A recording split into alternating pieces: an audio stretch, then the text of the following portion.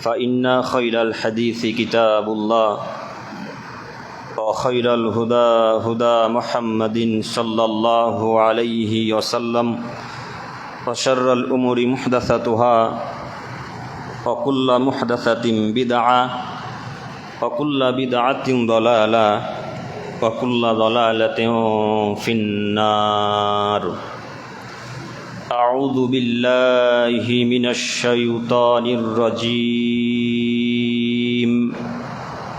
وما آتاكم الرسول فخذوه وما نهاكم عنه فانتهوا واتقوا الله إن الله شديد العقاب الآية. عن عائشة رضي الله تعالى عنها قالت قال النبي صلى الله عليه وسلم من أحدث في أمرنا هذا ما ليس منه فهو رد রাহু মুসলিম। প্রশংসা আল্লাহ সুবহানাহু ওয়া তাআলার জন্যই, শান্তি অবতীর্ণ হোক মুহাম্মদ সাল্লাল্লাহু আলাইহি ওয়াসাল্লামের উপর। সম্মানিত মসজিদের মুসল্লিগণ, আজকে আমাদের এই জুমার দিনে সংক্ষিপ্ত সময়ে আলোচ্য বিষয় হচ্ছে ঈদে মিলাদুন্নবী। যদিও আহলে হাদিস অর্বিত এলাকা, তারপরেও আমরা আসলে প্রকৃত আহলে হাদিস নই। যদিও আমরা নিজেকে সালাফি আকীদার মানুষ দাবি করি, কিন্তু আমাদের ধারণায়, আলেম ওলামা ইকরামগণের ধারণায় আমরা প্রকৃত আহলে হাদিস এখন পর্যন্ত হতে পারিনি। কেন? প্রকৃত আহলে হাদিস যদি আমরা হতাম, তাহলে ঈদে মিলাদুন্নবীর অনুষ্ঠানে যখন বিয়ায় ডাকতো, তখন বিয়াহের দাওয়াত গ্রহণ করতাম না। কথা বুঝেননি মনে হয়। সাইদাপুরে আপনার মেয়ের বিবাহ দিয়েছেন, ঈদে মিলাদুন্নবীর দিন বলছে বিয়ায় আসতে হবে, তখন বলছেন হ্যাঁ যাব আমি, কোনো সন্দেহ নেই। বিয়ায়ের বাড়ি ঈদে মিলাদুন্নবীর দিন খেতে চলে গেলেন, খিচুড়ি খেলেন, জিলাপি খেলেন, বিরিয়ানি খেলেন, আরও কত কী খেলেন। আপনি যদি প্রকৃত আহলে হাদিস হতেন, তাহলে আপনার বিয়ায়ের বাড়ি অন্তত সেদিন যেতে পারতেন না। কেন? ঈদে মিলাদুন্নবী পালন করা বেদাত, ওই দিনের খানাও খাওয়া যাবে না, তাহলে ওই বাড়ি যাওয়া যায় কিভাবে? যাই হোক, এইখানে আমরা আবারও আসতে চলেছি। তার আগে জরুরি আমাদের দুইটি কথা মাথাতে রাখতে হবে যে কোনো মূল্যে। এই গ্রামটার নাম কি? বাখরপুর। যে কোনো মূল্যে বাখরপুর এলাকার দিনী ভাই ও বোনদেরকে এই দুইটি বাক্য মাথাতে রাখতে হবে। আল্লাহ নবী সাল্লাল্লাহু আলাইহি সাল্লাম আজ থেকে 1450 বছর পূর্বে তিনি বললেন, আদমের ছেলে মেয়ে তোমরা মনে রেখো, পৃথিবীতে দুটি পাপ রয়েছে, যেই দুটি পাপের নিজস্ব ক্ষমতা রয়েছে। পৃথিবীতে এমন কোনো আর দ্বিতীয় পাপ নেই যে পাপের নিজস্ব ক্ষমতা রয়েছে। যদিও আপনারা আলেম ওলামা ইকরামগণের মুখে শুনেছেন, আসমানের নিচে জমিনের উপরে সবচাইতে বড় পাপ, পাপের জগতে দ্বিতীয়তম স্থান অধিকার করেছে পিতামাতার অবাধ্য চলা পাপটি। পাপের জগতে পাপের সিরিয়াল যদি আপনি দিতে শুরু করেন, 1 নম্বরে একটা পাপ শিরক আসবে, 2 নম্বরে পিতামাতার অবাধ্য চলা পাপ আসবে। এত বড় পাপ, তারপরে মুহাম্মদ সাল্লাল্লাহু আলাইহি সাল্লাম একবারের জন্য বললেন না যে যদি কেউ পিতামাতার অবাধ্য চলে তাহলে তার সমস্ত আমল নষ্ট হয়ে যাবে। একথা মুহাম্মদ সাল্লাল্লাহু আলাইহি সাল্লাম বলেননি। অথচ পাপ মহাপাপ, পাপ কিন্তু বিশাল বড় বড় পাপ। আল্লাহ তাআলা বলছেন, পৃথিবীর মানুষ তোমরা মনে রেখো, আমার ইবাদতের পরে পরে তোমরা পিতামাতার সাথে ভালো আচরণ করো। তার মানে আপনি আজ করতে পারছেন পিতামাতা কত দামি জিনিস। যাই হোক, আমি সেদিকে যেতে চাইছি না। আমি বলতে চাচ্ছিলাম, পাপ কিন্তু কঠিন, বড় পাপ। তারপরেও আপনার পৃথিবীতে এই পাপ কিছু ক্ষতি করতে পারবে না, যা হবে পরকালে দেখা যাবে। পাপের জগতে তৃতীয়তম স্থান অধিকার করেছে মিথ্যা সাক্ষী দেওয়া পাপটি। মিথ্যা সাক্ষী যদি কোনো মানুষ দেয়, তাহলে সেই লোকটা পাপের জগতে তৃতীয়তম মহাপাপ করলো। এত বড় পাপ, তারপরে মুহাম্মদ সাল্লাল্লাহু আলাইহি সাল্লাম একবার জন্য বললেন না যে আদমের ছেলেমেয়েরা যদি কেউ মিথ্যা সাক্ষী দেয়, মিথ্যা গাওয়া দেয়, তাহলে তার আমল নষ্ট হয়ে যাবে, বা আল্লাহ তাআলা তার এই ক্ষতি পৃথিবীতে করবে, ওই ক্ষতি পৃথিবীতে করবে। এইভাবে মুহাম্মদ সাল্লাল্লাহু আলাইহি সাল্লাম বললেন না, পরকালে যা হবে দেখা যাবে, একথা তিনি বলেছেন। কিন্তু যেই দুটি পাপের নিজস্ব ক্ষমতা রয়েছে পৃথিবীতে, তার একটি হচ্ছে শিরক, আর একটি হচ্ছে বেদাত। শিরকের ক্ষমতা কি? আপনার বয়স আজকে 45 বছর, 50 বছর, 60 বছর, যেই দিন 10 বছর থেকে আল্লাহ তাআলা আপনার পাপ নেকি লেখা শুরু করেছে, সেদিন থেকে নিয়ে আজ 40 বছর পর্যন্ত 50 বছর যাবত যত নেকি করেছেন, যত সালাত আদায় করেছেন, যত দান খায়রাত সাদকা সিয়াম ইত্যাদি ইত্যাদি যত ইবাদত করেছেন, এতগুলা ইবাদত করার পরে আজকে যদি কোনো মানুষ, কোনো পুরুষ নারী শিরকে লিপ্ত হয়, তো 50 বছর 60 বছরের যত আমল ছিল সব আমল আল্লাহ তাআলা বাতিল করে দিবেন। কথা বুঝেননি মনে হয়? কথা বুঝতে পারছেন? 50 বছরের সৎ আমল আল্লাহ তাআলা বাতিল করে দেবে একটাই শিরকের কারণে। কিন্তু পিতা মাতার অবদ্ধ চললে আল্লাহ তাআলা আমল বাতিল করবেন না, আমল যা থাকবে সেটাই থাকবে, কিন্তু আমল বাতিল হবে না, পরকালে যা হবে দেখা যাবে। কিন্তু শিরকের এত ক্ষমতা, আল্লাহ নবী বলছেন যদি কেউ একটা শিরক করে তার 60 বছরের জীবনে যত সৎ আমল ছিল সব সৎ আমল আল্লাহ তাআলা নষ্ট করে দেবে। এই দেখুন শিরকের ক্ষমতা। আর একটা পাপের ক্ষমতা কি? সেটা হচ্ছে বেদাত। বেদাতেরও ক্ষমতা আছে। বেদাতের কি ক্ষমতা? বেদাতের ক্ষমতা হচ্ছে আজকে যদি কেউ জুমার দিনে বা জুমার পরে কেউ বেদাত চালু করে বা বেদাত পালন করে বা বেদাতি কোনো কাজে সাহায্য সহযোগিতা করে, তো আজ থেকে নিয়ে কিয়ামত পর্যন্ত ওই লোকটা যতদিন পৃথিবীতে বেঁচে থাকবে আল্লাহ তাআলা তার কোনো ইবাদত কবুল করবেন না। আপনাদেরকে কি আমি বুঝাতে পারলাম দুইটি পাপের নিজস্ব ক্ষমতা? এক, শিরকের নিজস্ব ক্ষমতা হচ্ছে ইবাদত কবুল হতে দেবে না, ইবাদত নষ্ট করে দেবে। বেদাতের নিজস্ব ক্ষমতা হচ্ছে আজ থেকে নিয়ে কিয়ামত পর্যন্ত যত ইবাদত করবেন কোনো ইবাদত আল্লাহ তাআলা কবুল করবেন না। উদাহরণস্বরূপ মনে করেন আজকে কেউ বেদাত চালু করলো, বেদাত চালু করার পরে কেউ দান খায়রাত করলো, আল্লাহ তাআলা তার দান কবুল করবেন না। বেদাত চালু করার পর কেউ আল্লাহ তাআলার কাছে দোয়া করলো, আল্লাহ তাআলা তার দোয়া কবুল করবেন না। বেদাত চালু করার পর কেউ হজ করতে গেল, আল্লাহ তাআলা তার হজ কবুল করবেন না। এই দেখুন বেদাতের ক্ষমতা। পৃথিবীতে দুটি পাপের শুধু ক্ষমতা আছে, তাছাড়া পৃথিবীর কোনো নিজস্ব ক্ষমতা নেই। তার একটি হচ্ছে শিরক আর একটি হচ্ছে বেদাত। আজকে যেহেতু ঈদে মিলাদুন নবী নিয়ে আমাদের কথা, কাজে শিরককে আমরা ডান দিকে রেখে দিলাম, বেদাতকে নিয়ে আজকে আমরা আলোচনা শুরু করলাম। একটু আপনার আমার দিকে চেয়ে থাকেন। যেহেতু ঈদে মিলাদুন নবী একেবারে স্পষ্ট বেদাত, নিকৃষ্ট বেদাত, সবচাইতে নোংরা বেদাত, তাই আজকে আমাদের আলোচনা বেদাতকে নিয়ে। পৃথিবীর দিনী ভাই ও বোনদেরকে আমরা অনুরোধ করে বলতে চাচ্ছি, যদি কেউ ঈদে মিলাদুন নবী পালন করে তাহলে তার কোনো ইবাদত, তাহলে তার কোনো সিয়াম, তাহলে তার কোনো ফরজ ইবাদত, কোনো নফল ইবাদত আল্লাহ তাআলা গ্রহণ করবেন না। কথা কি বুঝতে পারছেন আপনারা আমার? এই জন্য আপনাকে আমি বেদাত বোঝাতে চাচ্ছিলাম প্রথমত, তাহলে আমি আপনাকে বেদাতের বাক্যগুলো বোঝাতে পারবো। একটু আপনারা আমার দিকে চেয়ে থাকেন। সম্মানিত দিনী ভাই বোন, ঈদে মিলাদুন নবী বাক্যটি আরবি। জন্মের দিনকে আরবিতে মিলাদ বা মাউলিদ বলা হয়। একটু মনোযোগ দিয়ে বক্তব্য শ্রবণ করবেন, নইলে আপনি বক্তব্যের বাক্য বুঝতে পারবেন না। আপনি চায়ের দোকানে তখন দুর্নাম করবেন যে করিম বেটা কি যে বললো, কিছুই বুঝলাম না। এই জন্য আপনাকে আমার দিকে এক খেলে চেয়ে থাকতে হবে, নইলে চায়ের দোকানে দুর্নাম চালু হবে, এটাই সব স্বাভাবিক। আপনাকে আমি অনুরোধ জানাচ্ছি একটু আপনারা আমার দিকে এক খেলে চেয়ে থাকেন। জন্মের সময়কে আরবিতে মিলাদ বা মাউলিদ বলা হয়। সেই সূত্রে ঈদে মিলাদুন নবীর অর্থ দাঁড়ায় নবীর জন্ম মুহূর্ত বা জন্মের সময়। ঈদে মিলাদুন নবীর অর্থ হচ্ছে নবীর জন্মের সময় বা জন্মের মুহূর্ত। এই জন্মের মুহূর্তকে কেন্দ্র করে কিছু 3 নম্বর শ্রেণী যারা পচা হানাফি, সবাই কিন্তু নয়, হানাফিদের মধ্যে ভাগ আছে। কিছু কিছু হানাফি এত উন্নত মানের হানাফি, তারা শিরকের মুখে লাথি মেরে দেয়, বেদাতের মুখে যা ডাইরেক্ট লাথি মারে, তারা বেদাত পালন করে না।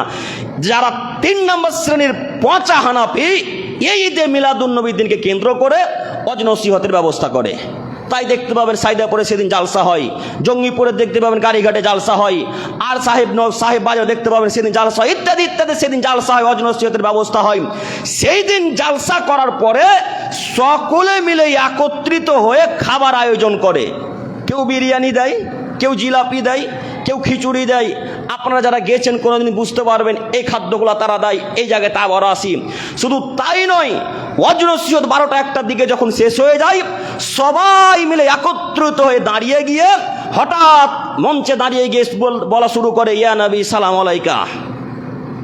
মিলছে কথা? আমার কথা মিলছে ভাই? সবাই মিলে মঞ্চে দাঁড়িয়ে বলতে শুরু করে, ইয়া নবী সালাম আলাইকা। এইখানে আসার পূর্বে তাদের গ্রন্থ থেকে আমি একটা প্রমাণ পেশ করি, নইলে বেদাতীরা বুঝবে না যে আমাদের গ্রন্থতে আসলে বক্তব্য আছে কিনা। আপনারা সকলে একটু মনোযোগ দিয়ে শ্রবণ করবেন। আমাদের ভারতবর্ষে, বাংলাদেশে, পাকিস্তানে, চীনে, মালয়েশিয়াতে বিখ্যাত বিখ্যাত যে জায়গাগুলোতে বেদাত হয়, তার এই কয়েকটি দেশে সবচাইতে বেশি ঈদে মিলাদুন নবী পালন করা হয়। তার একটি হচ্ছে ইরান, তার আরো একটি হচ্ছে ভারত, তার আর একটি হচ্ছে বাংলাদেশ, আর একটা হচ্ছে পাকিস্তান। বেশি বেশি এগুলোতে ঈদে মিলাদুন্নবী পালন করা হয় এবং বেদাতের দিক দিয়ে এরা সবচাইতে এগিয়ে। তো এই দেশগুলোতে দুইটি কিয়াম হয়, এক দাঁড়িয়ে কিয়াম করে, দুই আর একটা দল বসে কিয়াম করে। আসলে কিন্তু কিয়ামের অর্থ হচ্ছে দাঁড়ানো। তো যেই দল যেই জাতি দাঁড়িয়ে কিয়াম করে তাদের ধারণা যে ওয়াজ নসিহত যখন শেষ হয়ে যাবে সবাই মিলে দাঁড়িয়ে যাবে, এই জন্যে যে এখন মুহাম্মদ সাল্লাল্লাহু আলাইহি সাল্লামের আত্মা মঞ্চে উপস্থিত হবে। নাউজুবিল্লাহি মিন জালিক। আচ্ছা, আপনারা সবাই তো শিক্ষিত মানুষ, কেউ জেনারেল, কেউ অ্যারাবিক, বিভিন্ন প্রকারের মানুষ আছেন। আচ্ছা বলেন তো, কোনো মানুষ 1450 বছর পূর্বে চলে গেছেন, আর ওই মানুষের আত্মাকে পৃথিবীতে কোনোদিন ফেরত আসতে পারে? পারে না। তো তাহলে এই বেদাতীদের আকীদা কিভাবে ঠিক হলো যে রাসূলের আত্মাকে সম্মান জানানোর জন্য সবাই মিলে মঞ্চে দাঁড়িয়ে গিয়ে বলা শুরু করলো, ইয়া নবী সালাম আলাইকা, ইয়া রাসূল সালাম আলাইকা, ইয়া হাবিব সালাম আলাইকা। এই বাক্য বলা শুরু করলো। তার মানে তারা এখন বলতে চাচ্ছে, হে নবী তোমাকে সালাম, হে নবী তোমাকে সালাম, তোমার উপর শান্তি বর্ষিত হোক। আচ্ছা বলেন তো, এখন কি নবী আছে ওখানে? কথা আমি বুঝাতে পারি না। আছে? এখন তো নবী নেই, তাহলে আপনি কাকে ওইভাবে সালাম দিলেন? তাদেরই গ্রন্থ তুহফাতুল কুজাত, বড় গ্রন্থ হানাফি ভাইদের, তারই বাপ দাদুরা লিখে গেছে। হানাফিদের বড় আলেম যারা, তাদের মধ্যে একটা বড় আলেম এই কিতাব লিখেছেন তুহফাতুল কুজাত। এই তুহফাতুল কুজাত গ্রন্থে লেখা আছে, যদি কোনো মানুষ ধারণা করে যে মিলাদের মঞ্চে মুহাম্মদ সাল্লাল্লাহু আলাইহি সাল্লামের আত্মা উপস্থিত হবে, তাহলে সে মূলত স্পষ্ট শিরক করলো। তাদেরই গ্রন্থ ফতোয়ায়ে বাজ্জাজিয়া, এই বেদাতি ভাইদের দৃষ্টি আকর্ষণ করে বলতে চাচ্ছি, হানাফিদের দৃষ্টি আকর্ষণ করে বলতে চাচ্ছি, আপনি আপনার বাপদাদুর কিতাব পড়েন, আপনার বাপদাদুর বই গ্রন্থ লিখা পড়েন। আপনার বাপদাদুর আজ থেকে বহু বছর পূর্বে বই লিখে গেছে ফতোয়ায়ে বাজ্জাজিয়া। এই ফতোয়ায়ে বাজ্জাজিয়াতে লেখা আছে, যদি কোনো মানুষ ধারণা করে যে কোনো মানুষ মরে যাওয়ার পর তার আত্মা আবার পৃথিবীতে ফিরে আসবে বা ফেরত আসবে, তাহলে তারা মূলত কুফরি করলো। তাদের এই কিতাব আমরা যদি এখন আহলে হাদিসদের গ্রন্থ থেকে প্রমাণ দিতাম, আমরা যদি কোনো সালাফি আকীদার গ্রন্থ থেকে প্রমাণ দিতাম, তাহলে এই কিছু 3 নম্বর শ্রেণীর পচা বেদাতি হানাফির বাচ্চারা আমাদেরকে প্রকাশ্যে গালি দিত, হ্যাঁ তারা ইহুদিদের দালাল, তারা খ্রিস্টানদের দালাল, তারা বৌদ্ধদের দালাল, এভাবে তারা আমাদের গালি দেওয়া শুরু করতো। জি, এভাবে গালি দেওয়া শুরু করতো। তা আমি তো হানাফিদের কিতাব ছাড়া অন্য কিতাব ছাড়া প্রমাণ দিলাম না, আমি তো হানাফিদের কিতাব থেকে প্রমাণ দিচ্ছি। সারা পৃথিবীর আলেম ওলামা ইকরামগণকে বলে যাচ্ছে, হানাফিদের মধ্যে থেকে আপনি ফতোয়ায়ে বাজ্জাজিয়া খুলেন, আপনি তুহফাতুল কুজাত খুলেন, সেই জায়গাতে লেখা আছে যদি কোনো মানুষ ধারণা করে যে মুহাম্মদ সাল্লাল্লাহু আলাইহি ওয়াসাল্লামের আত্মা মঞ্চে বা কোনো জায়গাতে উপস্থিত হবে, তাহলে তারা মূলত শিরক করলো। এবার আপনি বলেন, তাদের কিতাবে যদি লেখা থাকে যে রাসূলের আত্মা ফিরে আসতে পারে না, তাহলে তাদের আকীদা, তাদের ধর্ম কিভাবে ঠিক হতে পারে? তাদের আমল কিভাবে ঠিক হতে পারে? অসম্ভব, কখনো নয়। শুধু তাই নয়, বর্তমান তিরমিজির একটা সহিহ হাদিস আপনাকে পেশ করে দেখাই। মুহাম্মদ সাল্লাল্লাহু আলাইহি সাল্লাম এইভাবে চলে আসছেন। এ ভাই রে, মুখ নিচের দিকে রাখবেন, একটু আমার দিকে দেখেন, চোখ বন্ধ রাখিয়েন না। জুমার দিন শুধু একদিন সালাত আদায় করতে এসেছেন, জুমার এক ওয়াক্ত সালাত আদায় করতে এসে ঘুমাতে হয় না, একটু লজ্জা থাকা উচিত। একটু হায়া করেন, একটু বোধগম্য রাখেন। এক ওয়াক্তের সালাত আদায় করতে এসেছে, আসরের তো আর আসবেন না, কেন ঘুমাচ্ছেন আপনি? লজ্জা লাগে না একটু আপনার? এক খেলা আমার দিকে চেয়ে থাকেন, আপনাকে আমি দেখাচ্ছি হাদিস। মুহাম্মদ সাল্লাল্লাহু আলাইহি সাল্লাম এইভাবে চলে আসছেন, তো সাহাবা একরামগণ সকলে মিলে একত্রিত হয়ে বসে আছেন। তো রাসূল যখন প্রবেশ করছেন তাদের মধ্যে, দলের ভেতরে, তখন একটা সাহাবী দাঁড়িয়ে গিয়ে রাসূলকে সম্মান জানাতে চাইলেন। সঙ্গে সঙ্গে দাঁড়িয়ে গিয়ে আল্লাহ নবীকে বলেন, আল্লাহ নবী আপনাকে স্বাগতম, আপনাকে সম্মান জানাচ্ছি। তখন মুহাম্মদ সাল্লাল্লাহু আলাইহি সাল্লাম জোর গলায় ধমক দিয়ে বলছেন, এই বসো, কে তোমাকে দাঁড়াতে বললো? তোমরা আমাকে ভালোবাসো, এতটুকু যথেষ্ট। কে দাঁড়াতে বললো? বসে যাও, আমাকে সম্মান জানাতে হবে না। তোমরা কি চাও যে আমাকে জাহান্নামে পাঠাবা? তোমরা কি চাও যে আমি জাহান্নামে যাই? যদি এটা না চাও, তাহলে তোমরা আমাকে এভাবে সম্মান দিও না। বর্তমান স্কুল কলেজ বিশ্ববিদ্যালয়ে আপনারা দেখতে পাবেন, শিক্ষক ঢুকলে সকল ছাত্রছাত্রীরা দাঁড়িয়ে গিয়ে তাকে স্বাগতম জানাই, ওয়েলকাম জানাই, দেখতে পান না? এভাবে নীতি হারাম, এই নীতি চলবে না, শরীয়তে নাজায়েজ। এবার আপনারা বলেন, শিক্ষিত মানুষ, যদি রাসূলের জীবদ্দশায় নিজে একটা সাহাবীকে ধমক দিয়ে জোর গলায় বসিয়ে দিতে পারেন, তাহলে তার আত্মাকে সম্মান জানানো জায়েজ কিভাবে হতে পারে? কিভাবে হতে পারে? আমি মনে হয় আপনাদেরকে কথা বুঝাতে পারি না, নাকি কথা বুঝতে পারছেন ভাই?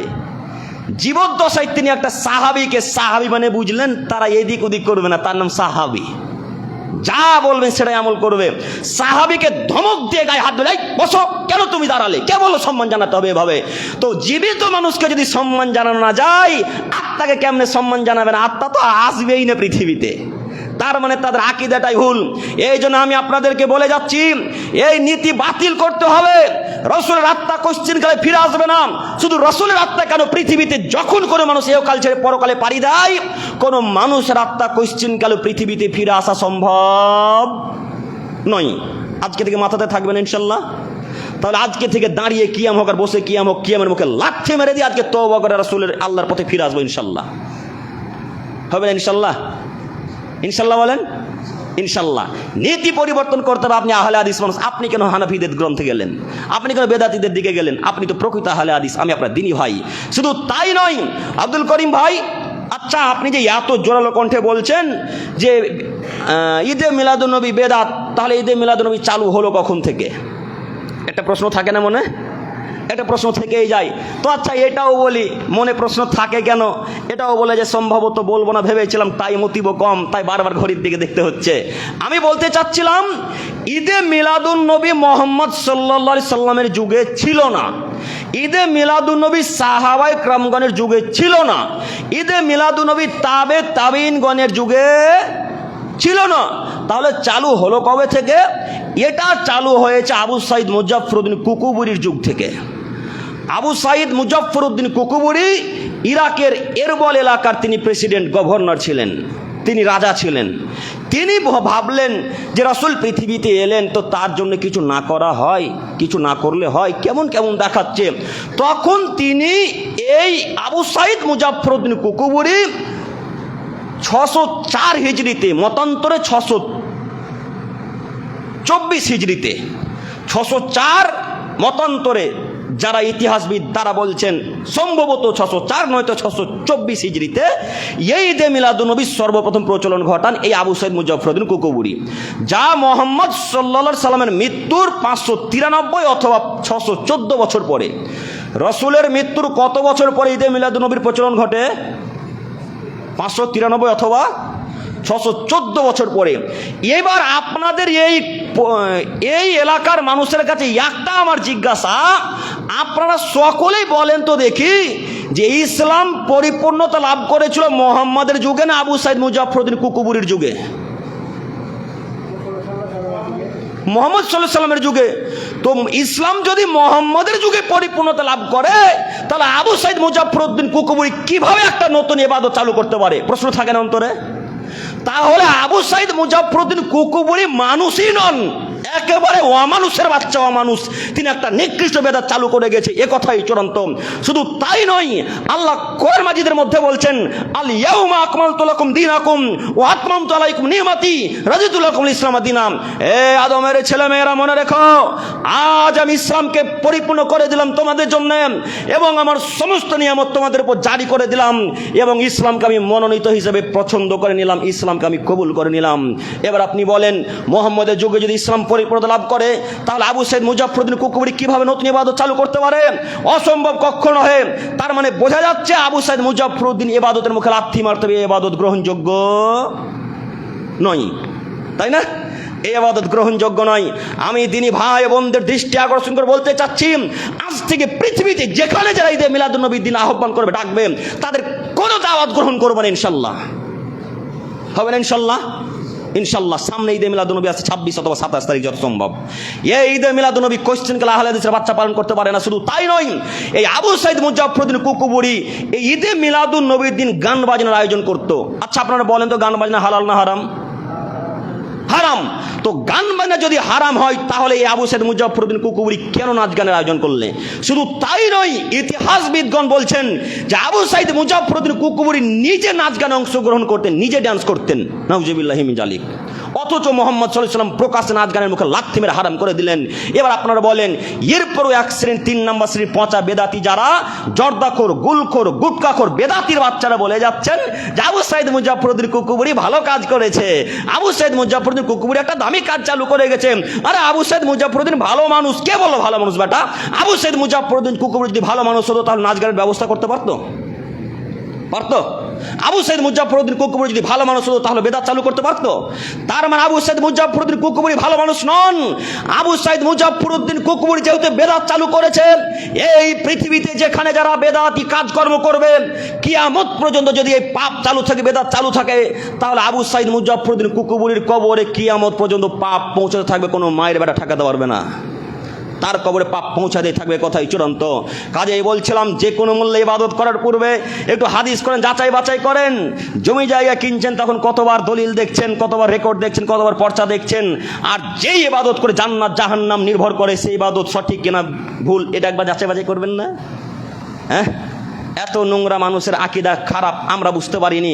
আমরা বুঝেছি তখন যখন ঈদে মিলাদুন্নবী পালন করেছে, তখন বুঝতে পেরেছি তার মানে মানুষের মাথাতে বুদ্ধিও নাই, ব্রেনও নাই, কিছুই নাই, যা আছে সবই গোবর ভরা। তাদের ব্রেন বুদ্ধি কিছুই কাজ করে না। শুধু তাই নয়, আরো কথা এই যে এই আবু সাইদ মুজাফফরউদ্দিন কুকুবুরিকে যিনি সর্বপ্রথম সাহায্য করেছিলেন তার নাম আবুল খাত্তাব ওমর বিন দেহিয়া। ইনি সেই যুগের সবচাইতে বড় আলেম। তার মানে বোঝা যাচ্ছে আলেম দিয়ে বেদাত চালু হবে, আলেম দিয়ে পাপ চালু হবে, আলেম দিয়ে জাহান্নাম উদ্বোধন হবে। যদি এই আবুল খাত্তাব ওমর বিন দেহিয়া সেই দিন এই বেদাতের এই ঈদে মিলাদুন্নবীর বিপক্ষে একেবারে বানাওয়াট হাদিস তৈরি না করতো, তাহলে আজকের বেদাতির বাচ্চারা, হানাফির বাচ্চারা ঈদে মিলাদুন্নবী জিনিসটা কি বুঝতো কিনা, জানতো কিনা যে ঈদে মিলাদুন্নবী বলে পৃথিবীতে কিছু ছিল। এই আবুল খাত্তাব ওমর বিন দেহিয়ার কবর আজাব পৌঁছে, আবুল খাত্তাব ওমর বিন দেহিয়ার কবর পাপ পৌঁছে থাকবে, এই কথাই চূড়ান্ত। সম্মানিত প্রিয় দিনী ভাই, সম্মানিত মা ও বোন, আপনাদের দৃষ্টি আকর্ষণ করে বলতে চাচ্ছিলাম যে আবুল খাত্তাব ওমর বিন দেহিয়া যখন তাকে বই আকারে, একটু দেখেন এদিকে, এইভাবে একটা বই আকারে বিশাল হাদিস গ্রন্থ, সবই জাল ও জৈব, একটা হাদিস সঠিক নয়, অনেকগুলো হাদিস একত্রিত করে এই আবুল খাত্তাব ওমর বিন দেহিয়া আবু সাইদ মুজাফফরউদ্দিন কুকুবুরিকে গিফট করেছিলেন, উপহার দিয়েছিলেন। তখন আবু সাইদ মুজাফফরউদ্দিন কুকুবুরি খুশি হয়ে এই আবুল খাত্তাব ওমর বিন দেহিয়াকে 1000 স্বর্ণের মুদ্রা উপহার করেছিল। কত হাজার স্বর্ণের মুদ্রা দিয়েছিল? 1000 স্বর্ণের মুদ্রা।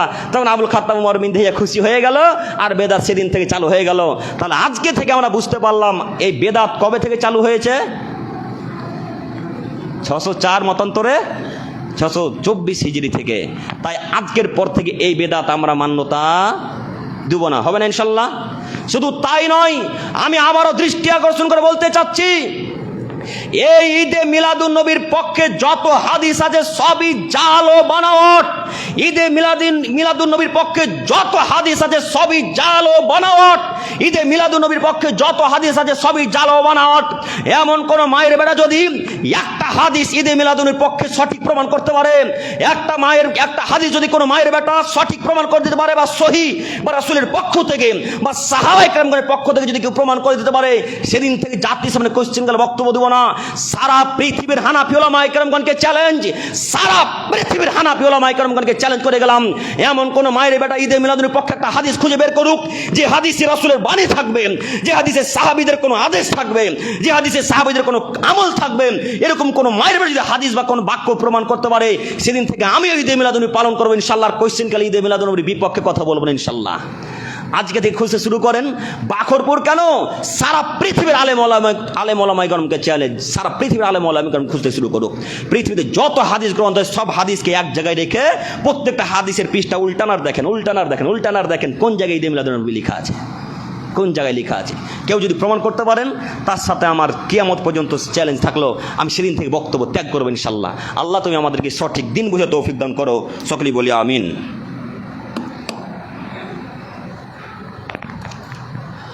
হামেদান মুসল্লিয়ান আম্মা বাদ। সম্মানিত প্রিয় দর্শক ও শ্রোতা মণ্ডলী, সম্মানিত মা ও বোনেরা, আমি বলছিলাম ঈদে মিলাদুন্নবী, এবার একটা হাদিস পেশ করি, তাহলে বুঝতে আরো সুবিধা হবে। আয়েশা রাদিয়াল্লাহু তাআলা আনহা বলেন, রাসূল সাল্লাল্লাহু আলাইহি ওয়াসাল্লাম বলেছেন, মান আহদাসা ফি আমরিনা হাদা মা লাইসা মিনহু ফাওয়ারাদ। পৃথিবীর মানুষ, তোমরা মনে রেখো, তোমাদের মধ্যে যদি কোনো মানুষ দিনের মধ্যে এমন কোনো ইবাদত করে যে ইবাদতে আমার কোনো নির্দেশ নেই, যে ইবাদতে আমার কোনো আদেশ নেই, সেই ইবাদত বাতিল, সেই ইবাদত পরিত্যাজ্য, সেই ইবাদত বাতিল। একটা হাদিস মুসলিমের, আর একটা হাদিস মুসলিমের পেশ করে দুইটা হাদিসের ব্যাখ্যা একসাথে। আয়েশা রাদিয়াল্লাহু তাআলা আনহা বলেন, রাসূল সাল্লাল্লাহু আলাইহি সাল্লাম বলেছেন, মান আমিলা আমালান লাইসা আলাইহি আমরুনা ফাহুয়া রাদ। পৃথিবীর মানুষ, তোমাদের মধ্যে যদি কোনো মানুষ এমন ইবাদত করে, এমন আমল করে যে আমলে আমার কোনো আদেশ নেই, যে আমলে আমার কোনো নির্দেশ নেই, সে আমল বাতিল, সে আমল বাতিল, সে আমল বাতিল। এবার আমি আপনাদের কাছে জিজ্ঞাসা করি যে ঈদে মিলাদুন নবীর পক্ষে এমন একটা হাদিস বের করেন যে বাক্যতে রাসূল সাল্লাল্লাহু আলাইহি সাল্লাম বলেছে ঈদে মিলাদুন নবী পালন করতে হবে, বা সাহাবায়ে কেরামগণ বলেছেন। কথা বুঝেননি?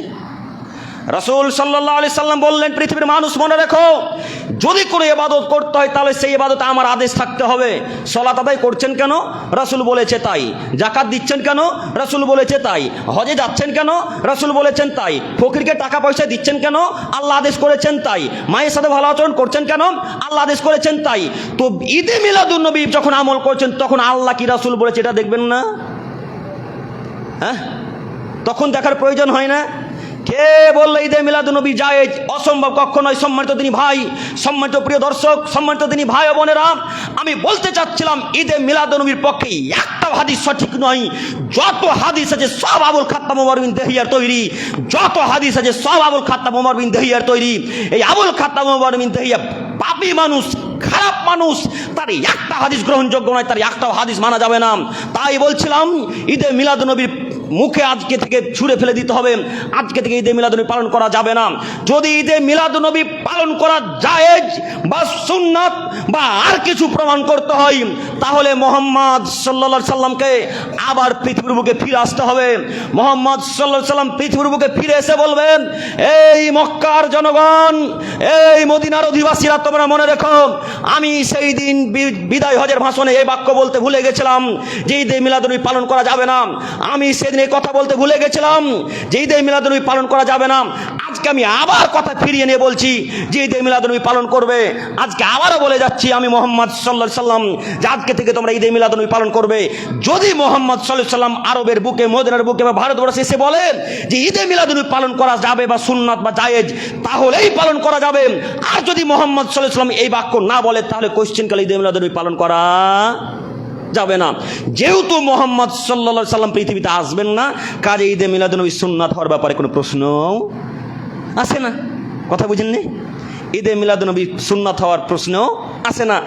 যদি আপনারা শিক্ষিত হন তাহলে আমার বক্তব্য এতটুকুই যথেষ্ট। আর যদি আপনারা নিজে মাথাতে গোবর ভরে রাখেন, যদি মনে করেন গোরামি থাকে অন্তরে, তাহলে আমি কেন সারা পৃথিবীর আলেম ওলামায়ে কেরামগণ যদি আপনাকে বোঝাই, আপনি বুঝার চেষ্টা করবেন না, আপনি মানতেও চাইবেন না। যাই হোক, আমি আপনাকে বলতে চাচ্ছিলাম নীতি পরিবর্তন করতে হবে। যেহেতু মুহাম্মদ সাল্লাল্লাহু আলাইহি সাল্লাম পৃথিবীতে কোনোদিন আসবেন না, কাজে ঈদে মিলাদুন নবী সুন্নাত হওয়ার ব্যাপারে প্রশ্ন কোনোদিন থাকবেই না। একেবারে বেদাতি কথা, নোংরা কথা। সম্মানিত প্রিয় দিনী ভাই, আপনাদের একটা চ্যালেঞ্জ দিয়েছিলাম, চ্যালেঞ্জটা গ্রহণ করলেন কি? যদি চ্যালেঞ্জ গ্রহণ হয় তো লাইভ দেখে নিয়ে আবার বা বক্তব্যের ভিডিওটাকে কাট করে নিয়ে আমার সাথে বসে বলবেন যে আব্দুল করিম এই যে কথা বলেছিলেন, তো ঈদে মিলাদুন নবীর পক্ষে এই যে হাদিস, যেই দিন আপনারা হাদিস সঠিক দেখিয়ে দিতে পারবেন বা আয়াত কোরআন মাজিদের আয়াত দেখিয়ে দিতে পারবেন, সেদিন থেকে আমি আব্দুল করিম বিন আমিনুল ইসলাম জাতির সামনে কথা বলা ত্যাগ করে দেবো ইনশাল্লাহ। আপনাদের সাথে আমার ওয়াদাবদ্ধ হলো, আর কথা বলবো না। এমনি জোর গলায় কথা বলি, এমনি জোর গলায় কথা বলছি, আয়াত আছে, প্রমাণ আছে, তার জন্য এত জটিল কঠিনভাবে বলা। দেখবেন আয়াত, দেখবেন আয়াত। মহান আল্লাহ তাআলা বলেন, ওয়া মা তাকুমুর রাসূলু, পৃথিবীর মানুষ, আমার রাসূল যা দিয়েছেন ফাখুদুহু, তা গ্রহণ করো। ওয়া মা নাহাকুম আনহু ফান্তাহু, আমার রাসূল যা নিষেধ করেছেন তা বর্জন করো। ওয়াত্তাকুল্লাহ, আল্লাহ তাআলাকে ভয় করো। ইন্নাল্লাহা শাদীদুল ইকাব, আল্লাহ তাআলা কঠিন শাস্তিদাতা। আল্লাহ নবীকে আল্লাহ তাআলা বলছেন, এ মুহাম্মদ সাল্লাল্লাহু আলাইহি সাল্লাম, সারা পৃথিবীর মানুষকে আপনি বলেন, আমি মুহাম্মদ সাল্লাল্লাহু আলাইহি সাল্লাম যা দিয়েছি তা তোমরা গ্রহণ করো, আমি যা নিষেধ করেছি তা তোমরা বর্জন করো। এবার আপনি বলেন, রাসূল দিয়েছেন সালাত, রাসূল দিয়েছেন যাকাত, রাসূল দিয়েছেন সিয়াম, রাসূল দিয়েছেন দান সাদকা আর ইত্যাদি ইত্যাদি ইবাদত। এতগুলো ইবাদতের মধ্যে এই ঈদে মিলাদুন নবী পড়ে না, এতগুলো ইবাদতের মধ্যে ঈদে মিলাদুন নবী পড়ে না, এতগুলো ইবাদতের মধ্যে ঈদে মিলাদুন নবী পড়ে না। যদি পড়ে তাহলে মান্যতা দিতে দিতে হবে, আর যদি না পড়ে তাহলে লাঠি মেরে ড্রেনে ছুঁড়ে ফেলে দিতে হবে। এ কথাই চূড়ান্ত। আল্লাহ তাআলার আয়াত কি দিয়ে জাতিকে বুঝাবো? আল্লাহর বাক্য জাতি বোঝার প্রয়োজন মনে করে না। তিনি বলছেন, জনগণ যদি আমার রাসূল না দিয়ে থাকে তাহলে তা গ্রহণ করো না, তা ছুঁড়ে ফেলে দাও। ছুঁড়ে ফেলেছেন? ফেলেননি। আপনার বাড়িতে তো এখনও বেদাত চালু হয়, এখনও বেদাত আছে। কি বেদাত? আব্দুল করিম হিসেবে আমরা আহলে হাদিস মানুষ, আহলে হাদিস তার জন্য বুক ফুলিয়ে কথা বলছেন। দেখবেন বেদাত আপনাকে দেখাবো।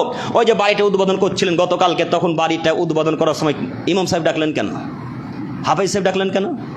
কেন হাফেজ দিয়ে এই বাড়ি উদ্বোধন করতে হবে? শুধু তাই, ওই যে ট্র্যাক্টর সেদিন কিনে নিয়ে এলেন, ট্র্যাক্টরটা চালাবার পূর্বে আগে হুজুর দিয়ে কি দোয়াখানি করলেন, তারপরে ফুল দিয়ে তারপরে ট্র্যাক্টর চালা শুরু করলেন। বলেন কে আপনাকে শিখাবে বেদাত? আমার কথা মিলে না মনে হয়? কথা মিলে? আমার কথা না মিললে ছুঁড়ে ফেলে দিতে হবে। আমি আমার পক্ষ থেকে কথা বলতে আসিনি। সম্মানিত প্রিয় দর্শক, সম্মানিত প্রিয় দিনী ভাই ও বোন, আমি আপনাদের দৃষ্টি আকর্ষণ করে বলতে চাচ্ছি, আজকে থেকে ঈদে মিলাদুন্নবী, আজকে থেকে আমরা আর মান্যতা দেবো না ইনশাল্লাহ। ইনশাল্লাহ। শুধু তাই নয়, আব্দুল করিম সাহেব আমরা তো মানি না। জি হ্যাঁ, এতটুকু আমিও জানি। বাখরপুরের মানুষ আহলে হাদিস মানুষ, বাখরপুরের মানুষ সালাফি আকীদার মানুষ, এতটুকু জানি।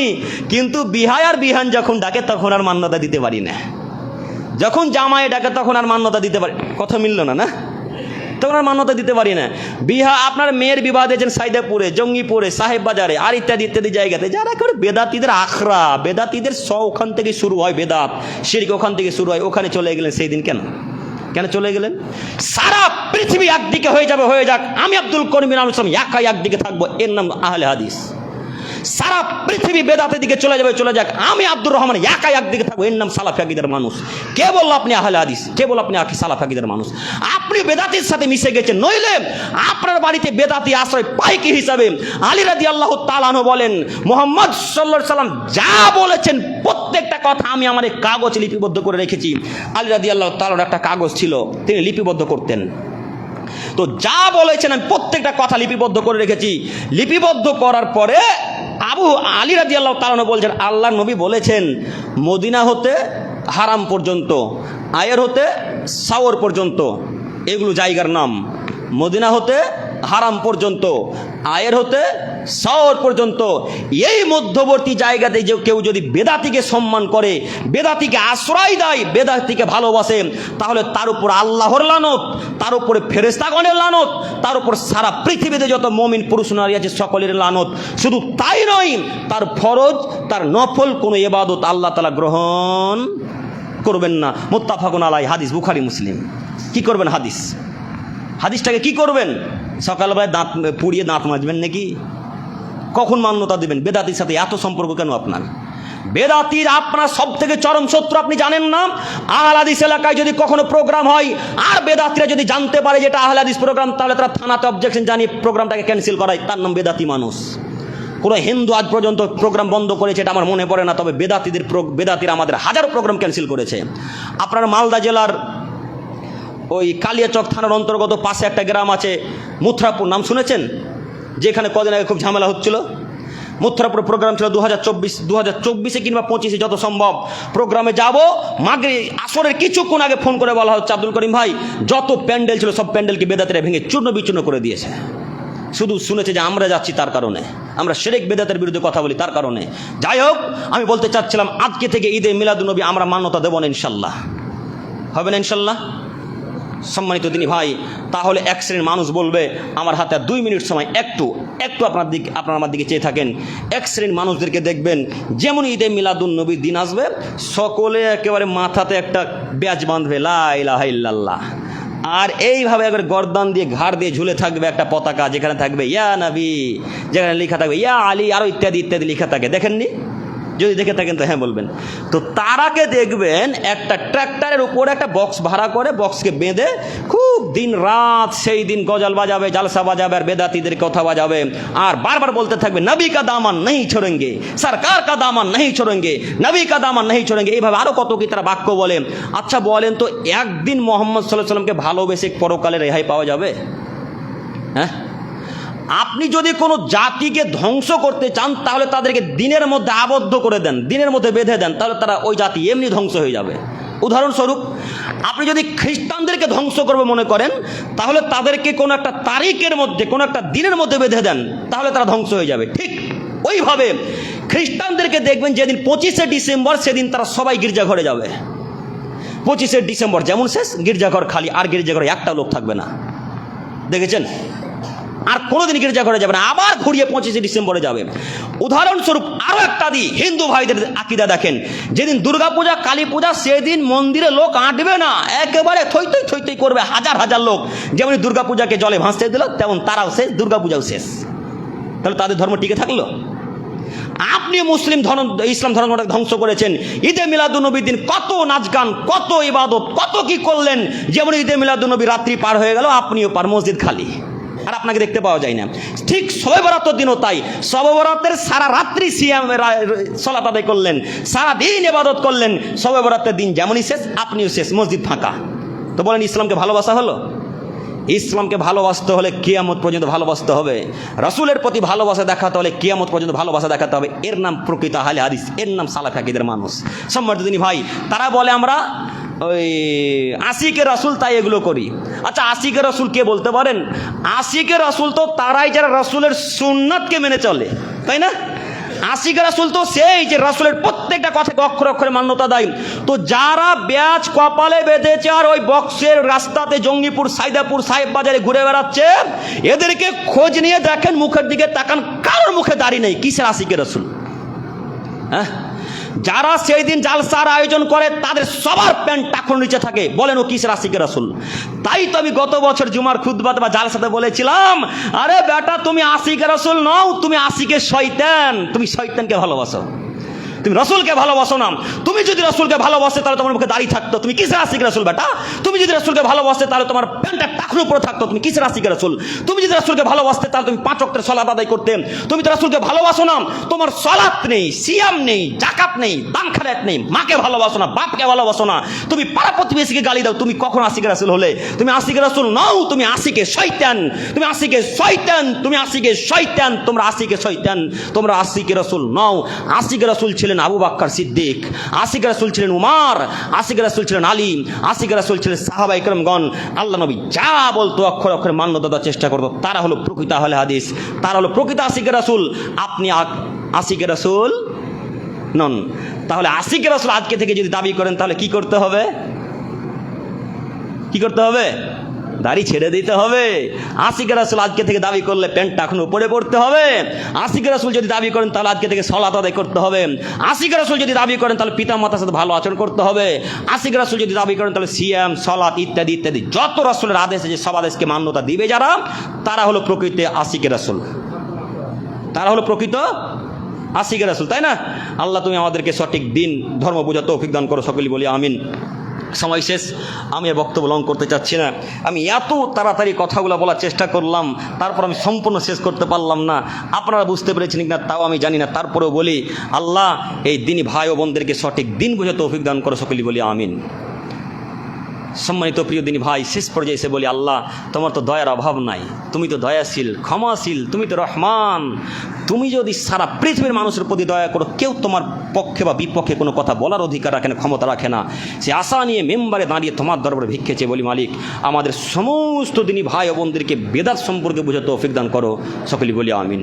হে আমার প্রতিপালক, তোমার তো দয়ার অভাব নাই, তুমি তো দয়াশীল, তুমি তো ক্ষমাশীল, তুমি তো রহমান। তোমার দরবারে ভিক্ষে চেয়ে বলি আল্লাহ তুমি আমাদের সকলকে রাসূলের পদ্ধতিতে চলার তৌফিক দান করো, সকলেই বলি আমিন। হে আমার প্রতিপালক, তোমার দরবারে শেষ পর্যায়ে এসে ভিক্ষা চেয়ে বলি এই মেম্বারে দাঁড়িয়ে তুমি আমাদের সমস্ত দিনী ভাই বোনদেরকে, বিশেষ করে মুসলিম জাতিকে তুমি রক্ষা করো, হেফাজত করো, সকলেই বলি আমিন।